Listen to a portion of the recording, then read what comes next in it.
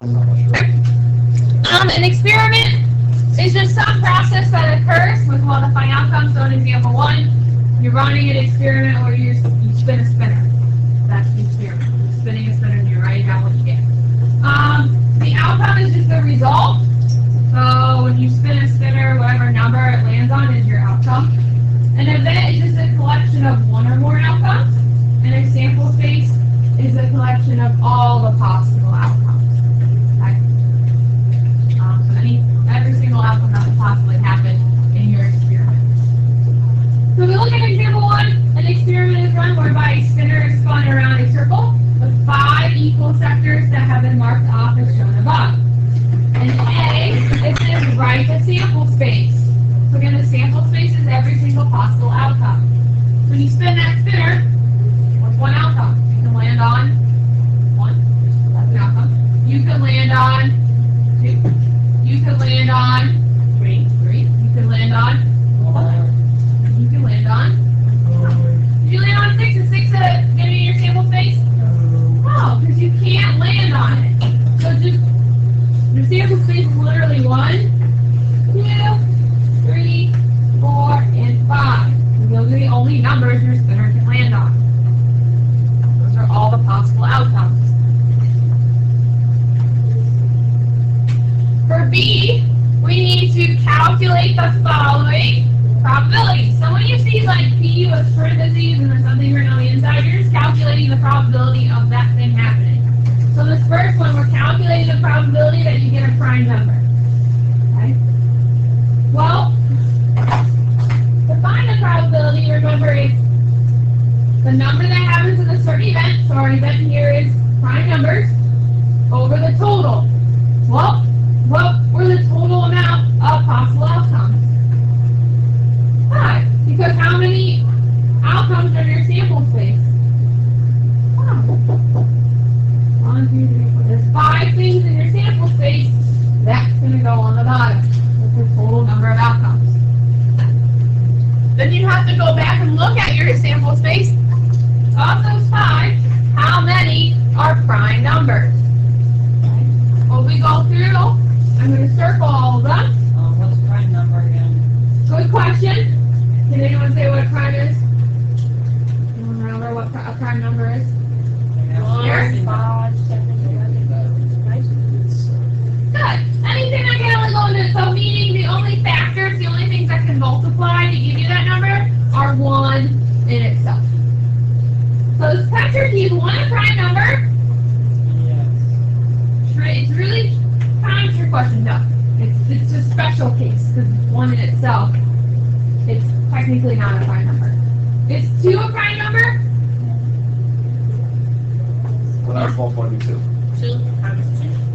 No. 2 times 1 gives you 2. What about 3? Is 3 a prime number? Yes. Is 4 a prime number? Is 5 a prime number? Yes. So how many of those numbers did we circle? 3. That's going to go on the top. But of those 5, 3 are prime numbers. Can 3 over 5 simplify? No. So then we want simplified fraction form and decimal form because you might have it both ways on your test, so it's just good to know how to do both. What is 3 over 5 as a decimal? In your calculator, you just do 3 divided by 5. 0.6.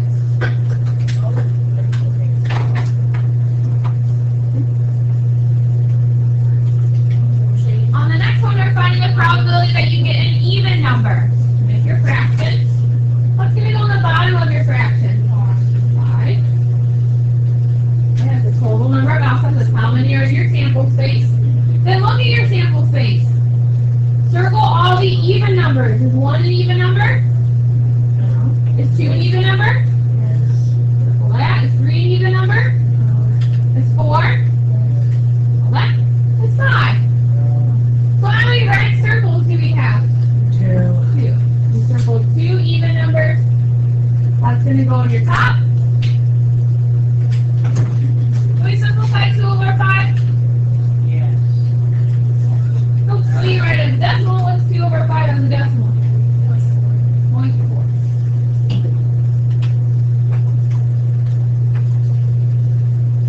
So pretty much what this is saying here are 3 3 out of 5 chances that you could get a prime number. There's 2 out of 5 chances that you could get an even number, or 0.6, which is 60%, 40% chance of getting that outcome.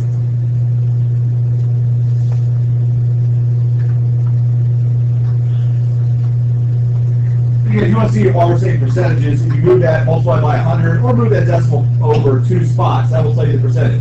So you have a 60% chance of grabbing a prime number compared to a 40% chance of getting an even number. All right. Well, let's try this on. Again, how could I use my real life? I know some of you guys are asking yourselves that. How many people have ever played the lotto in here? No. Well, Trick question. It's illegal, so I'm going to report you guys later about that. Okay, it'd be 18 on that. Who has seen their parents play the lotto and a scratch ticket? Okay, if you look on the back of a ticket, there's always probability on the back of a ticket. So the smaller the ticket, the less likely you're going to win. So it's got a lower probability. Versus the more money you spend on it, the higher probability. Some of those $20 tickets are a 1 in 3 chance of winning the lotto, which isn't too bad in lotto terms like that. So this is where you'll see this. You'll see them like this. Usually it's a ratio, like a 3 to 5 ratio, or 2 to 5. What's the same exact thing? Yes, Barry? Okay, so the probability of you being struck by lightning is higher, and funny story, my dad was actually struck by lightning once, not directly, but indirectly, Makes sense. transition of something, and his logic is, well, I already got struck by lightning, now... Play the lotto. I like it. I like that logic. Let's make a little proof on that, how to go.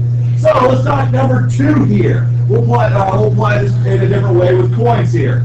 So if a fair coin is flipped 3 times, the result is noted each time. What's a fair coin? One that's balanced evenly. Yeah, what's that mean in a coin terms? Heads and tails, right? Because sometimes there's these unfair coins that are 2 heads or 2 tails. We don't want you like that. But we have a coin. Let's call it a quarter. I don't care. And we flip it 3 times. So we have a heads and a tail are the only options. Let's note the results. So we're going to write out a sample space. Kind of similar to what you did a second ago. But instead of just using numbers that we had on a spinner, we're going to have combinations. So there's going to be 3 different combinations that we could have. So when you flip a coin, you guys said it. What are your 2 options? That's it. So we're doing it 3 times though. Let's imagine the first time I do it, which is the best case scenario, I get heads, heads, heads. That's my first flip. We'll see how many flips I can do or how many different events could happen, how many different outcomes could happen. Well, if I get heads, heads, heads, it could be heads, heads, tails. Right? The third flip was the tails. All right. Well, that same thing, I could do a heads, tails, heads. And then another one, I would have tails, heads, heads. All right, those are all the ones that start with H. I just moved the T along, sort of that. The T is 3 to 4 of different spins, or flips. All right, well, if I had triple H, what else could I have? Triple T, all tails. So I do the same thing here. Tails, tails, tails. Well, just like here, these kind of mirror themselves. I could have a tails, tails, heads. Move that H a little further on my second flip. Tails, heads, tails. And then my last one's going to be heads, tails, tails. That's it. Those are all the different outcomes that could happen if you flip the coin 3 times.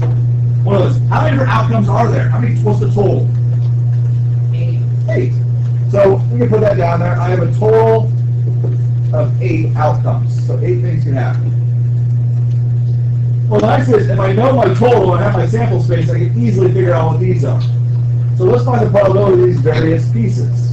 So the first one is says, what is the probability of getting all heads? All right, well, what's the total number I know that could happen? 8. So I'm going to put that right now, 8. So how many of these are all heads? Well, of the 8, there's only, just this guy right here, right? So it's going to be 1 out of 8. Can 1 out of 8 reduce down? Can I reset fraction? No.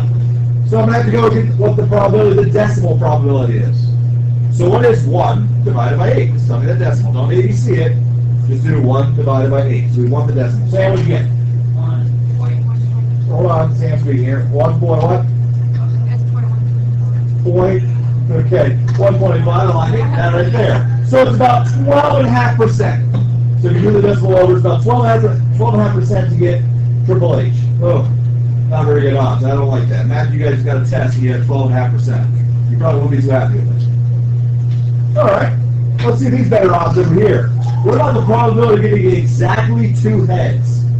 Well, we know it's still going to be out of 8 because the outcome's not going to change. So we got to look at our sample space. Which one has exactly 2? Well, this one's got 3 up there, so right here does. There's 2 right there does. Oh, right here, this guy does 2. No. Okay. So I have 3. So we have 3 out of 8. Can I reduce 3 out of 8? Does that reduce down? Odd number, even number, are they going to simplify down? Probably not. So I'm going to go right to my decimal. What you, Russell? 0.375, thank you. So about 37.5. A little better. I'll take those odds. A little over a third. Do that all day long. Huh? These 2 and that one up there. Now this guy. What's the probability of getting all heads or all tails? You know it's at 8. I hear 2 out of the peanut gallery. One right there. And then over here. Alright?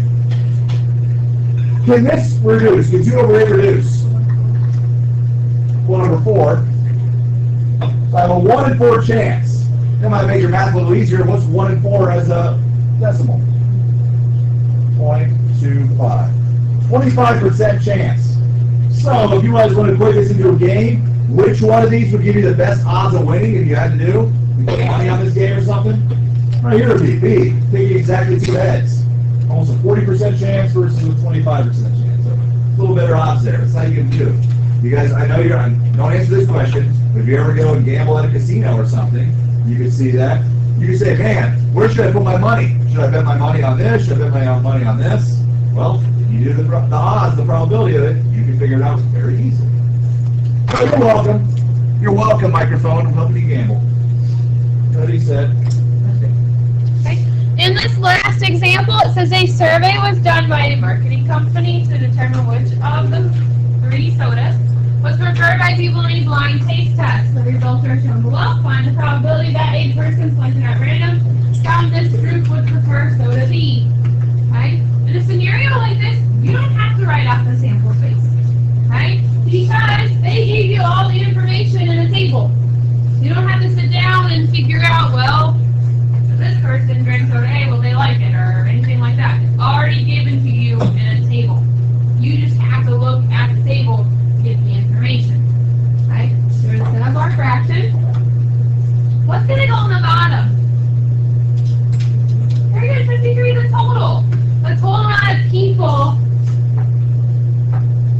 that did the blind taste test, that was 53 people. Of those 53 people that did the test, how many preferred soda B? 24. So 24 out of the 53 people preferred soda B. Can 24 over 53 simplify down? Into a fraction? No. You can? What? No, yeah, you got this, yeah. Won't reduce. It won't? Okay. No, well, I think it's a decimal, but it won't reduce down. Okay. What is 24 over 53 equal as a decimal? 2.20. Ooh, shoot. What did we say about probabilities? Can they be bigger than 1? Oh, check how you plug that into a fraction. So again, we do 24 divided by 53. Yeah? About 45. About 45% chance you will pick someone that likes soda B from that group. Questions over there?